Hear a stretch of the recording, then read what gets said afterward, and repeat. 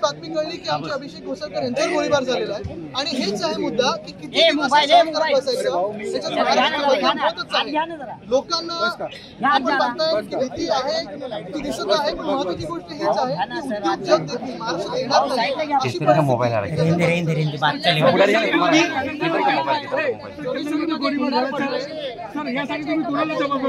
महत्वाची गोष्ट चालू आहे।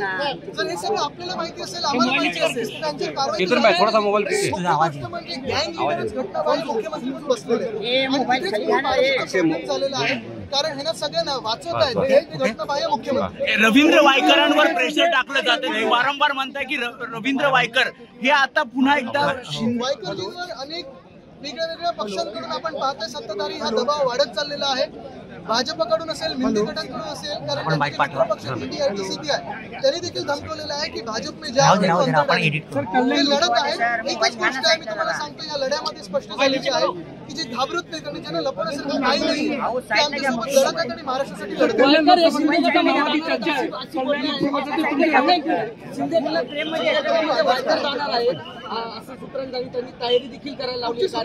मुख्यमंत्र्यांसोबत बैठक झाली। सांगतो, जे ज्यांच्याकडे काही लपवण्यासारखं नाही ते आमच्या सोबत राहिलेले आहेत। तुम्ही बोलले की खासदार लढणार आहे, चर्चा तो हर जगह है।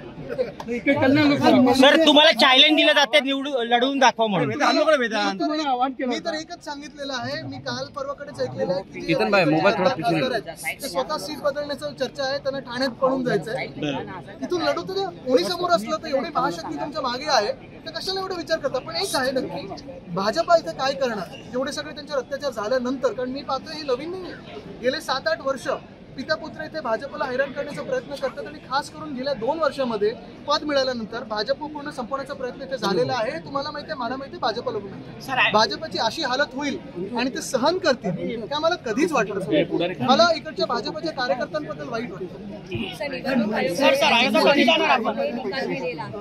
निवडणूक आयोग हे फ्रॉड झालेलं आहे, election commission entirely compromise commission झालेलं आहे, हे आपल्याला तर कळायला लागलेलं आहे।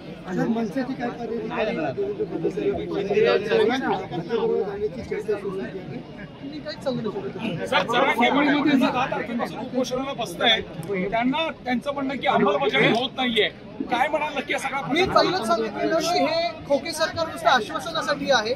आपण पाहिलं असेल दहीहंडी मंडळापासून अगदी अंगणवाडी सेविकापर्यंत सगळ्यांना वेगवेगळ्या जातींना ह्या घटनाबाह्य मुख्यमंत्र्यांच्या शब्दांमध्ये चॉकलेट देऊन ठेवलेलं, आमदारकीचं असेल, खासदारकीचं असेल, पगारवाढीचं असेल, इन्शुरन्स असेल, आरक्षणाचं असेल, आणि हे शब्द आम्हाला माहिती आहेत, आम्हाला त्यांची काम करण्याची पद्धत माहिती आहे आणि म्हणून मी एवढंच सांगेन की ह्या मुख्यमंत्र्यांवर विश्वास तरी किती ठेवायचा जनतेने हे आपल्याला आता विचार करणं गरजेचं आहे। आता त्यावेळी देखील सतत म्हणजे पालकमंत्री आधी पण 5 वर्ष इकडचे होते आमच्यासोबत असताना, नंतर भाजपमध्ये आता ते गेले, तिथे देखील आपण पाहते मुख्यमंत्री झाल्यानंतर पण इकडचा विकास झालाय का, रस्ते खरोखर चांगले झालेत का? आम्ही सतत त्यांना सांगायचो रस्ते चांगले करा, करतोय पण कधी झालं नाही। खोके भरले त्यांनी पण जनतेचा विश्वास कधी त्यांनी मिळवला नाही। आता मूळ मुद्दा हाच झालेला आहे, इकडचे खासदार आहेत त्यांना म्हणूनच ह्या सीटवर धोका वाटायला लागलेला आहे।